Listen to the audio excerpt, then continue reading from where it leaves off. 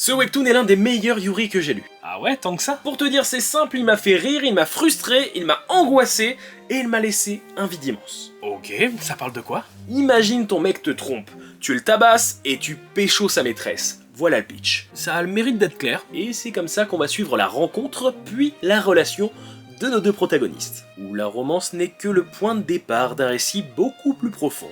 Du coup, c'est pas qu'une simple romance. Oh que non.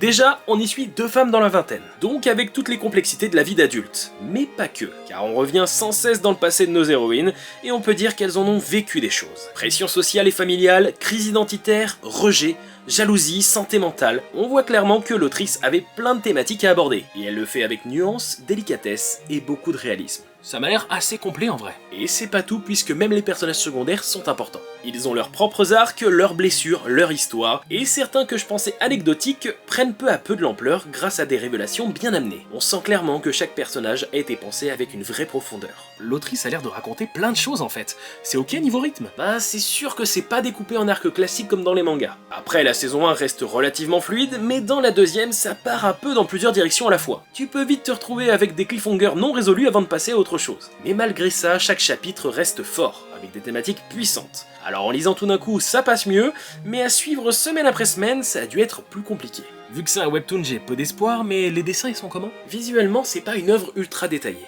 et les décors sont quasi inexistants, notamment dans les scènes humoristiques ou quotidiennes. Mais quand l'émotion monte, le dessin prend une ampleur nouvelle.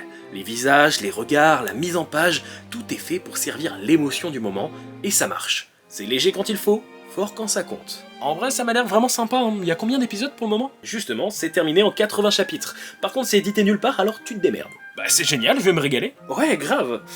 Grave.